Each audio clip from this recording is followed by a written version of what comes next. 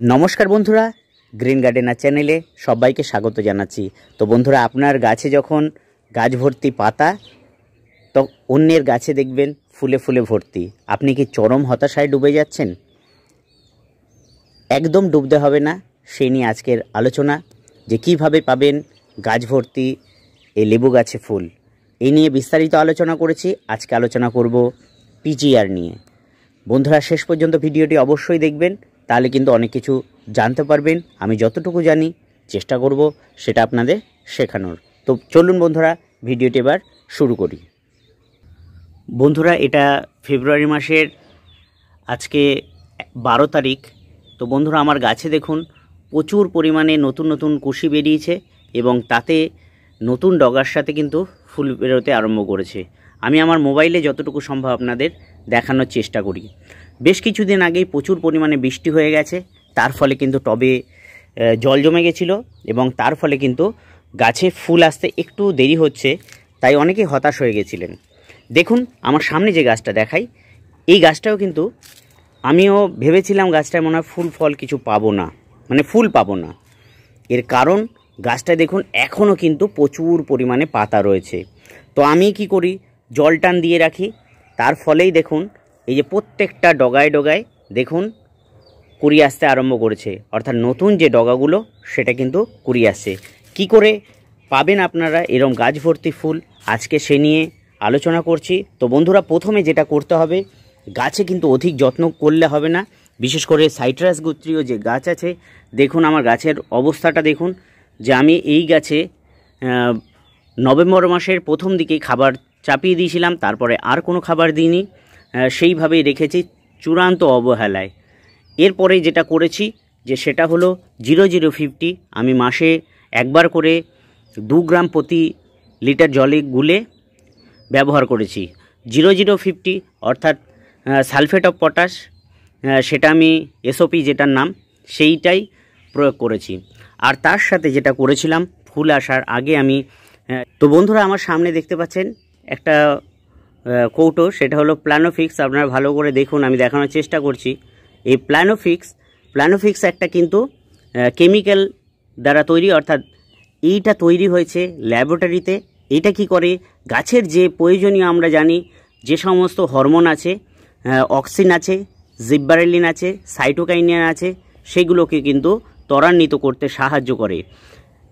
এটার তাই গাছে যখন আমরা প্রয়োগ করব তার ফলে কি হবে, গাছে প্রচুর পরিমাণে নতুন নতুন ডাঁটি আসতে আরম্ভ করবে, অর্থাৎ অনেক কুশি বেরোবে এবং তাতে কিন্তু ফুল আসতে সাহায্য করবে।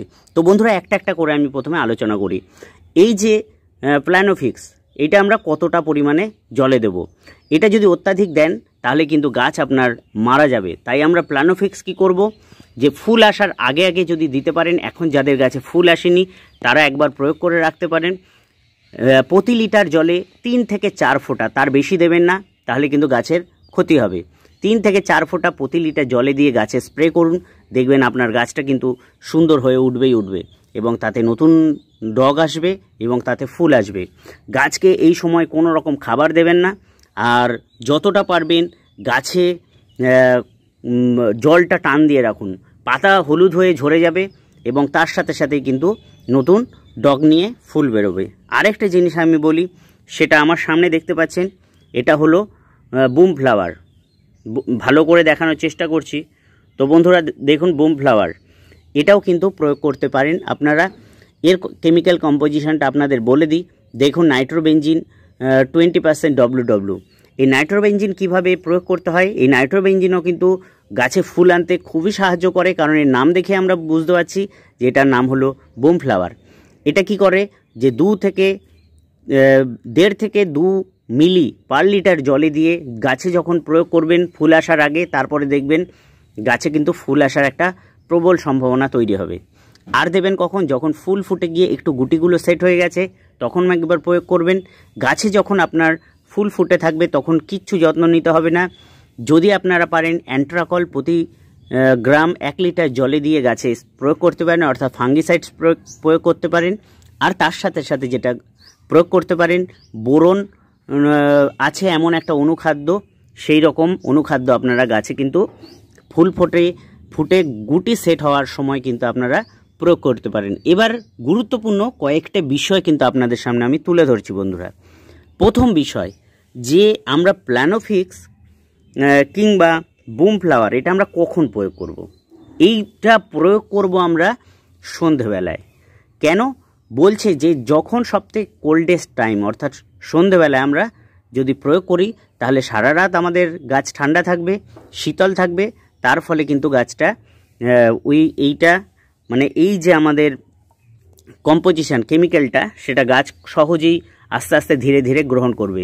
সকালবেলায় না দেয়াই ভালো, যদি দিতে চান একদম ভোরবেলায় 5টা থেকে 6টার মধ্যে আপনারা প্রয়োগ করতে পারেন। তবে সকালবেলায় শিশির থাকে মাঝে মাঝে, তাই আমি তখন বলবো না, আপনারা তার আগে সন্ধেবেলায় দিয়ে দেবেন, সব থেকে বেশি ভালো হবে।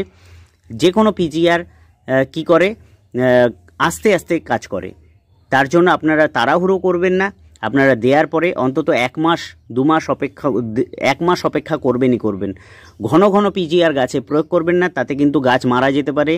কারণ তাতে কি হয়, গাছের একটা ট্রেস পড়ে, তার ফলে গাছের সমূহ বিপদের সম্ভাবনা একটা তৈরি হয়। তো বন্ধুরা, আর যেটা আমরা হাতের কাছে পাই সেটা হলো মিরাকুলান। আপনারা কিন্তু চাইলে মিরাকুলানও গাছে দিতে পারেন। সেটা হলো 1.5 থেকে 1.5 মিলি 1 থেকে 1.5 মিলি পার লিটার জলে দিয়ে আপনারা ফুল আসার আগে প্রয়োগ করতে পারেন এবং ফুল আসার পরেও একবার প্রয়োগ করে রাখতে পারেন। তো বন্ধুরা, ভিডিওতে হয়তো অনেক কিছু বলা হলো না, তো কিছু জিজ্ঞাসা থাকলে আপনারা অবশ্যই কিন্তু কমেন্ট বক্সে আমাকে লিখে জানাবেন। তার ফলে কিন্তু আপনাদের আমি সেই উত্তরগুলো দিতে সাহায্য করব। তো বন্ধুরা, সকলেই ভালো থাকবেন, সুস্থ থাকবেন, দেখা হবে অন্য কোনো ভিডিওতে।